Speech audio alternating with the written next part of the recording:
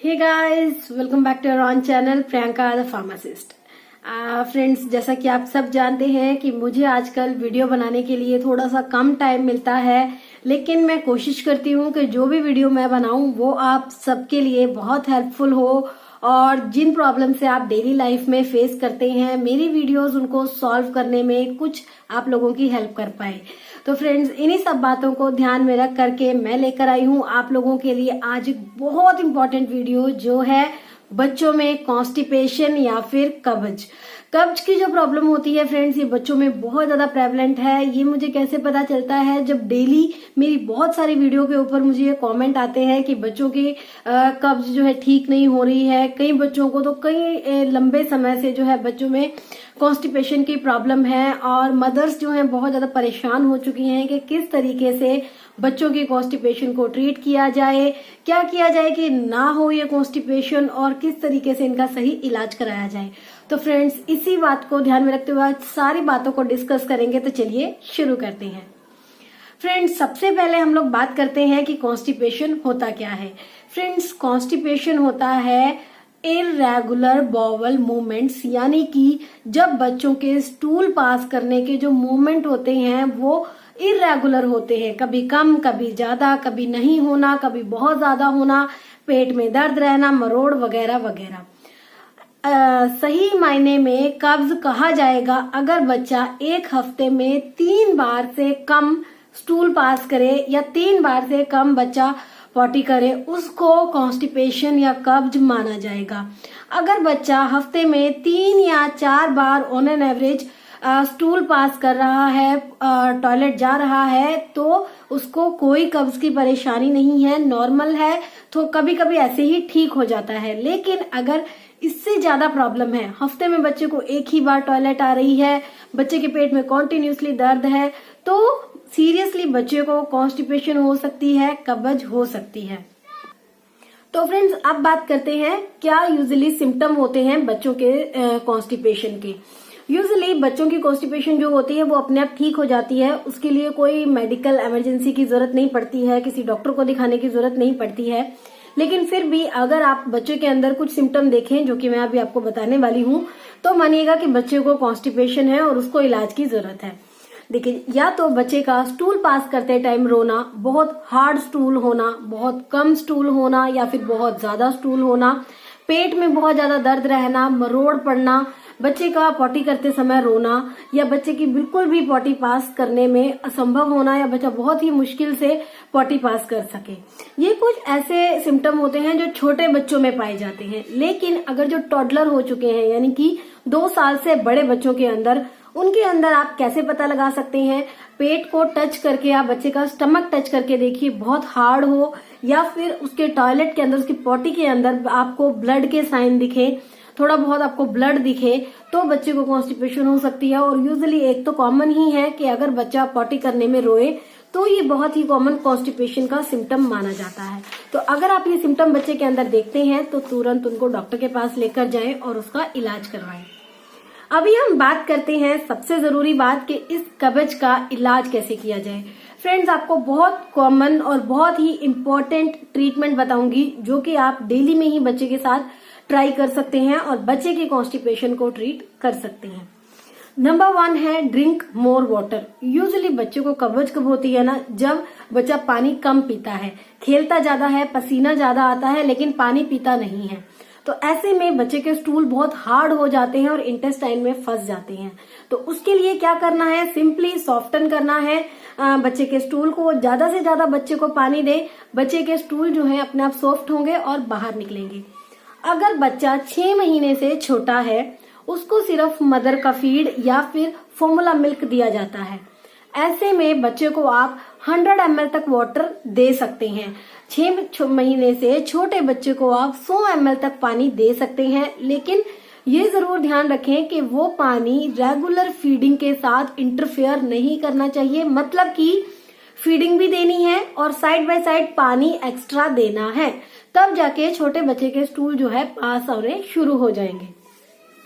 तो पानी देना है सबसे पहला पॉइंट। नंबर 2 है फ्रूट जूस देना। जो ये फ्रूट जूसेस होते हैं, कुछ पर्टिकुलर फ्रूट्स के जूस, जैसे कि एप्पल, पियर प्रून्स वगैरह का जूस जो है आपको अपने बच्चे को देना है। जूस के अंदर ना एक सॉर्बिटोल होता है, एक शुगर का ही फॉर्म है, सॉर्बिटोल होता है जो बहुत ही अच्छा लैक्सेटिव का काम करता है। लैक्सेटिव यानी कि जो हमारे स्टूल को प्रमोट करते हैं, बढ़ाते हैं। ठीक है, तो आपको ऐसे सॉर्बिटोल के जूस जो है बच्चे को देने हैं। एप्पल का, प्रून्स का या फिर पियर का जूस निकाल के आप बच्चे को दें।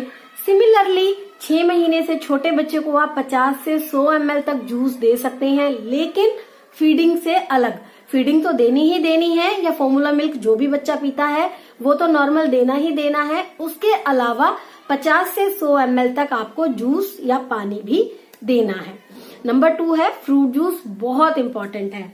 उसके बाद नंबर 3 बहुत इंपॉर्टेंट है, जिसके बारे में हमें लोगों को नहीं पता है, वो है राइस का इंटेक कम करना। बच्चों को यूजुअली मदर्स जो है राइस ज्यादा देती हैं कॉन्स्टिपेशन के टाइम पे, क्योंकि बच्चे का स्टूल पास होने में मदद मिलती है, लेकिन राइस के अंदर फाइबर बहुत कम मात्रा में होता है। इसीलिए कोशिश करें जिस दौरान बच्चे को कॉन्स्टिपेशन है, कब्ज है, उस दौरान बच्चे को कम से कम राइस दें या राइस देना बिल्कुल बंद कर दें।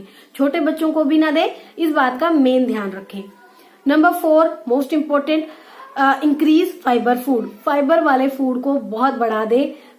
जैसे कि कई बार होता है ना कि हमें पता चलता है कि हमारे बच्चे को अब ये चीज खाने से कॉन्स्टिपेशन होती है। हमें ऑलरेडी पता होता है कि बच्चे ने अभी ये खाया है, इसका पेट खराब होगा और इसको कब्ज हो जाएगी।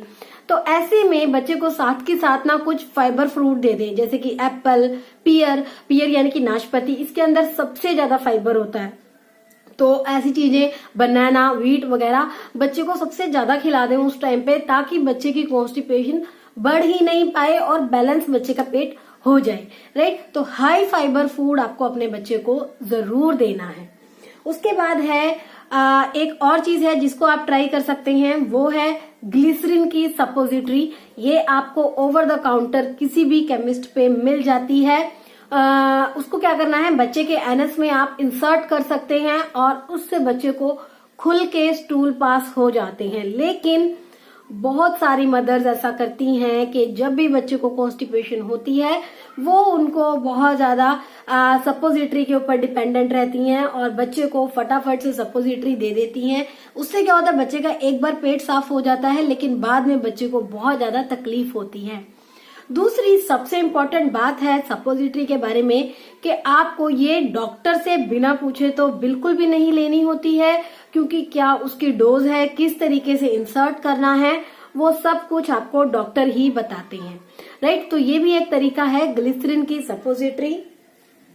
उसके बाद एक और है, लास्ट में बहुत इंपॉर्टेंट है, इंक्रीज फिजिकल एक्टिविटी। यूजुअली ये जो नुस्खा है ये बड़े बच्चों के लिए ट्राई किया जाता है, 2 साल से बड़े बच्चों के लिए, कि जब वो बैठे रहते हैं सारा दिन, उनकी सीडेंट्री लाइफस्टाइल होती है, ऐसे में उनको कॉन्स्टिपेशन हो जाती है। तो ऐसे में बच्चे को थोड़ा सा खेलने के लिए छोड़ दें, अच्छे से उसको खेलने दें। जब उसकी फिजिकल एक्टिविटी बढ़ेगी तो अपने आप उसका स्टूल पास होगा, अपने आप जो है उसके बॉडी के अंदर मूवमेंट आएगी। राइट, तो बच्चा आराम से स्टूल पास कर पाएगा। सिमिलरली आप छोटे बच्चों के साथ भी ट्राई कर सकते हैं, लाइक उनको थोड़ा बहुत क्रॉल करने दें, उनको थोड़ा बहुत वॉकिंग कराएं, क्योंकि 1 साल के बाद यूजुअली बच्चा चलने लगता है। तो अगर बच्चा फिजिकल एक्टिविटी करता है तो भी उसके अंदर जो है कॉन्स्टिपेशन की कमी हो जाती है और बच्चा नॉर्मली ठीक हो जाता है। अभी करते हैं फ्रेंड्स एक बहुत जरूरी बात। मुझसे बहुत सारे पेरेंट्स पूछते हैं कि हमारे बच्चों की कॉन्स्टिपेशन को कई साल हो चुके हैं, या कई लोग भी मुझसे पूछते हैं कि हमें बहुत साल हो चुके हैं कॉन्स्टिपेशन के लिए, ठीक ही नहीं हो रहा है, उसके लिए हम क्या करें। तो फ्रेंड्स बच्चों के केस में तो एक पेडिट्रिशियन को देखना सबसे ज्यादा जरूरी है। अगर बच्चे का कॉन्स्टिपेशन बहुत लंबे समय तक चल गया है, पेट में स्वेलिंग हो रही है, दर्द हो रहा है, बच्चा रोने से चुप ही नहीं कर रहा है और आपको ब्लड, बच्चे की पॉटी के अंदर ब्लड भी दिख रहा है, ऐसे में तो डॉक्टर को दिखाना बिल्कुल ना भूलिए। तो डॉक्टर क्या करता है, यूजुअली जो लंबे समय की कॉन्स्टिपेशन होती है उसमें डॉक्टर कुछ एक्सरे करते हैं, जैसे कि अब्डोमिनल एक्सरे, बच्चे के पेट का एक्सरे, बेरियम एक्सरे किया जाता है, रेक्टम का चेकअप किया जाता है कि रेक्टम से की बायोप्सी की जाती है, जहां से बच्चा पॉटी पास करता है उसको छोटा सा पीस लिया जाता है बॉडी पार्ट का और उसके नर्व्स को और मसल्स को चेक किया जाता है कि वो प्रॉपर फंक्शन कर रहे हैं कि नहीं, और फिर उसके अकॉर्डिंग जो है उसका ट्रीटमेंट चलाया जाता है। या फिर एक और ट्रीटमेंट आता है, उसमें रेक्टम के अंदर एक कैथेटर इंसर्ट किया जाता है प्रॉपरली, और इंटेस्टाइन के मसल्स के मूवमेंट को चेक किया जाता है, मोटिलिटी को चेक किया जाता है कि बच्चे की बॉडी के मसल प्रॉपरली काम कर रहे हैं या नहीं, या क्या कारण है कॉन्स्टिपेशन का। तो ये कुछ रीजन तब आते हैं जब कॉन्स्टिपेशन ट्रीट ही नहीं हो रही हो और एक बहुत लंबे समय तक बच्चे को या किसी को भी इसकी परेशानी का सामना करना पड़ा हो। तो अगर इन केसेस में बच्चे को प्रॉब्लम है कॉन्स्टिपेशन की, तो डॉक्टर को दिखाना बिल्कुल ना भूलें। अदरवाइज फ्रेंड्स, छोटी मोटी चीज है, मैंने आपको जो छोटे मोटे तरीके बताए हैं इन्हीं को ही ट्राई कीजिए, बहुत जल्दी आपके बच्चे को आराम मिलेगा। इसके अलावा लास्टली फ्रेंड्स, मैं आपको स्क्रीन पे दिखाने की कोशिश करूंगी इस वीडियो में। मैंने एक वीडियो बनाई थी कॉन्स्टिपेशन के लिए काढ़ा, जो कि बहुत अच्छा काम करता है। उसके रिव्यूज बहुत अच्छे हैं, लोगों ने मुझे उसके ऊपर बहुत अच्छे कमेंट दिए हैं। घर में बनाने वाला 2 मिनट का काढ़ा है, उससे बच्चों की कॉन्स्टिपेशन में बहुत राहत आती है। तो हो सके तो वो वीडियो जरूर चेकआउट कीजिएगा फ्रेंड्स। और आई होप कि आपको इस वीडियो में सारी जानकारी मिल गई होगी। अगर मिल गई हो तो इस वीडियो को लाइक करिएगा, और अगर कोई क्वेरी रह गई हो तो आप कमेंट बॉक्स में जरूर पूछ सकते हैं। Till then, this is Priyanka signing off. You don't forget to subscribe my channel. I would like to see you back in my next video. Bye bye.